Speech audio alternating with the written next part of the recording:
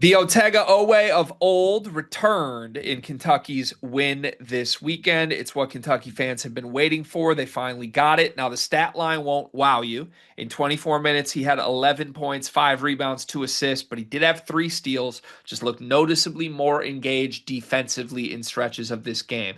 After Kentucky's win over Loyola, Mark Pope was at the podium and he had some words for his superstar Otega Oweh. This clip comes to us courtesy of KSR. Shout out to KSR for all the great work that they do. Go follow, subscribe, and support those guys. Here's Mark Pope on Otega Oweh. I was more interested in him in the second half. I felt like his first stretch in the second half wasn't quite as solid offensively, but we saw a couple possessions of Otega Oweh defense that we haven't seen. The passion and commitment defensively, that's where he's going to build his game. And so I felt like, welcome back, my friend. Like let's go with that. Like where you just refuse to let anybody get by you, and you don't need any help on a ball screen or a stag or anything else because you're just so physical dealing with it. That guy is our guy. Very direct. Welcome back, my friend. We didn't see the passion in the first couple games, was the quote from Mark Pope. But didn't need any help defensively. Blew up ball screens, stag screens, whatever. He believes Otega Oweh is back. 2 questions. Number one, is Otega Oweh back? Number two, do you like Mark Pope addressing this situation this way?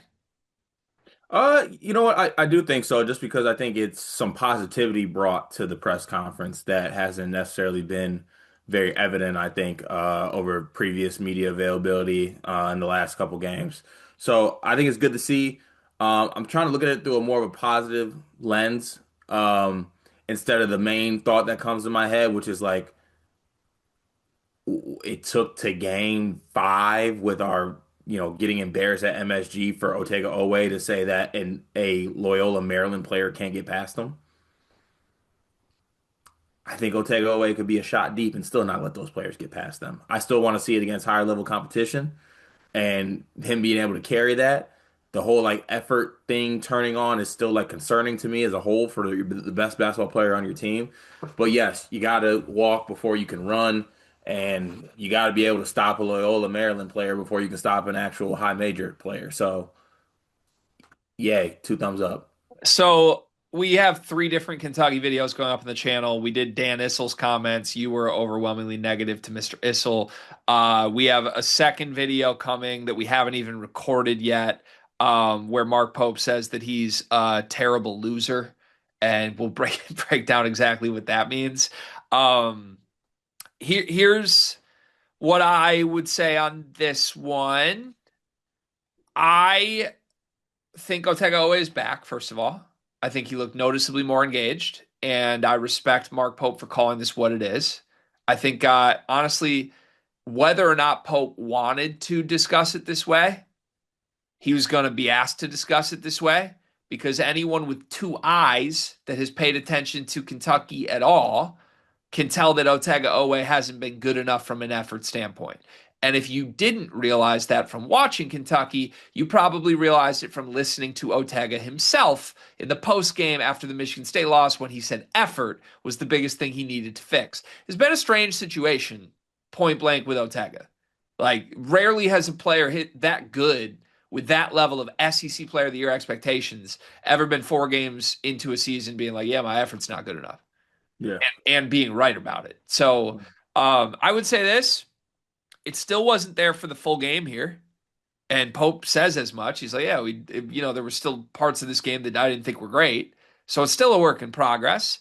But for me, like for Mark Pope to kind of make sure he took a moment in the press conference of positivity, frame it as welcome back, my friend. That's who we know Otega is. Give him a little vote of confidence and just give the vibes back. I think was important, and it's good.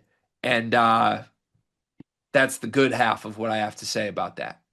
Oh, well, what's the bad half?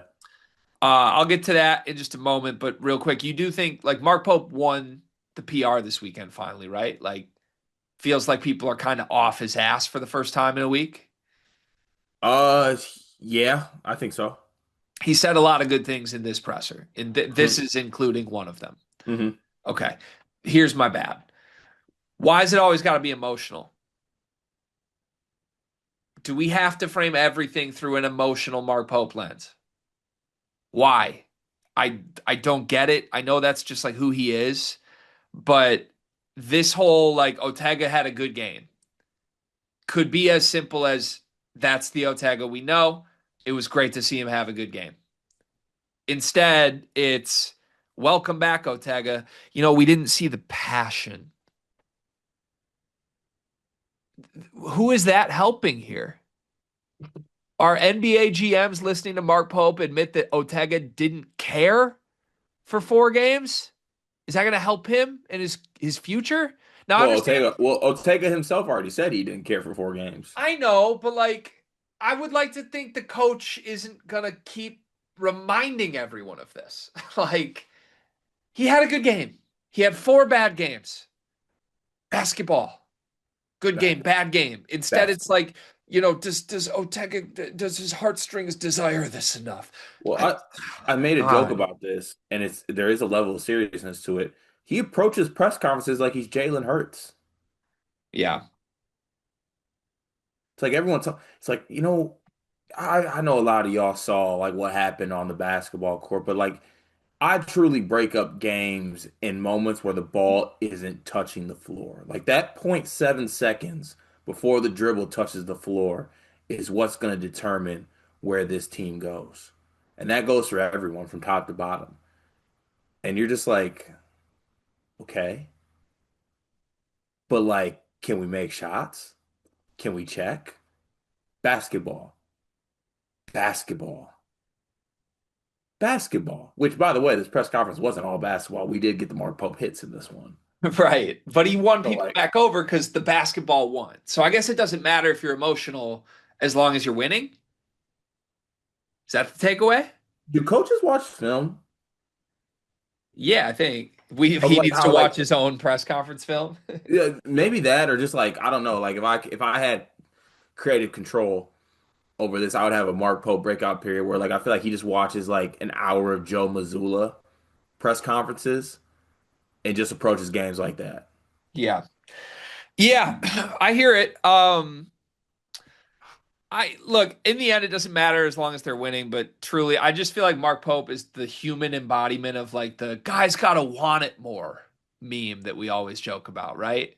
Like he coaches like the fan message board poster that's like, we don't want it bad enough. And he's sometimes right. Like I do think effort was an issue against Michigan State, but I don't want to be having effort conversations after every game. And to frame a good Otega game as like his passion's back, I don't think is helping anyone move on from a bad game, you know?